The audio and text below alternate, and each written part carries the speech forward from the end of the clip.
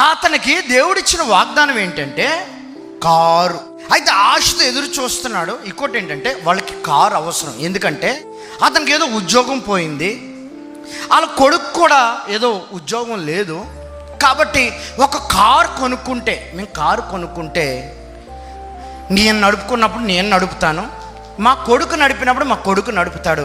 ఇద్దరం నడిపి ఏం చేస్తామంటే ఎంతో కొంత సొమ్ము తెచ్చుకొని మా కుటుంబాన్ని నడుపుకుంటాం. ప్రార్థన చేస్తున్నాడు, ప్రభువా ఇదే అసలైన సమయం, ఇదే నేడే రక్షణ దినం, నాకు కూడా కారు దినం ఇదే, కాబట్టి ఇవ్వు ప్రభువా అని ప్రయత్నాలు మొదలెడితే ఎంత తిరుగుతున్నా అప్పు దొరకట్లేదు. అప్పు అంటే లోను. దేవుడు వాగ్దానం ఏమో ఉంది, మరి ఏంటి లోన్ అవ్వట్లేదు నాకు, ఎక్కడ కూడా లోన్ సెట్ అవ్వట్లేదు. ఏమనుకున్నాడు తెలుసు, ఆఖరిగాను మన దేవుడు మాట ఇస్తాడు కానీ చెయ్యడు, అనుకూల సమయంలో అసలు చేయడు. ఇప్పుడు నాకు బాగా అవసరం కారు, ఇప్పుడు ఇస్తే ఉపయోగపడుతుంది. దేవుడు నాకు పట్ల తన కార్యాన్ని అనుకూల సమయంలో చేయట్లేదేమో. ఒక సంవత్సరంన్నర తర్వాత ఇంకా అవి విరమించేసుకొని, ప్రయత్నాలు విరమించేసుకొని ఇంకా వేరే ధ్యాసలో పడిపోయారు. ఏదో చిన్న ఉద్యోగం చేసుకున్నారు, బతుకుతున్నారు, తింటున్నారు, క్షేమంగానే ఉన్నారు. అభివృద్ధి సంగతి పక్కనెట్టండి, ఎలా ఉన్నారు చెప్పండి, క్షేమంగానే ఉన్నారు.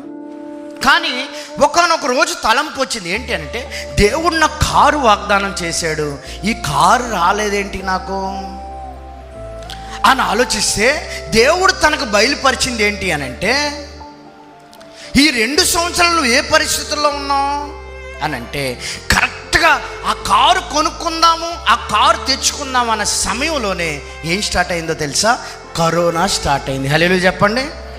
దేవుడు చెప్పాడంట, నేను నీకు కారు ఇచ్చాను అనుకో, ఏం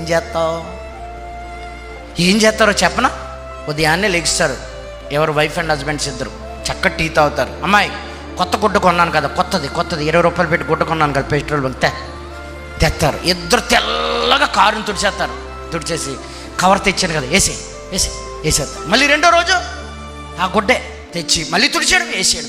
ఏం చేశారా ఈ 2 సంవత్సరాలు అంటే, తుడవడం గుడ్డ కప్పడం. కానీ ఒకటి మాత్రం తప్పనిసరిగా చేస్తుంది ఏంటి తెలుసా, ఆదాయం లేకపోయినా ఈఎంఐ మాత్రం కట్టాలి. అందుకే నీకు కారు ఇవ్వలేదురా అన్నాడు దేవునికి. హల్లెలూయా చెప్పండి.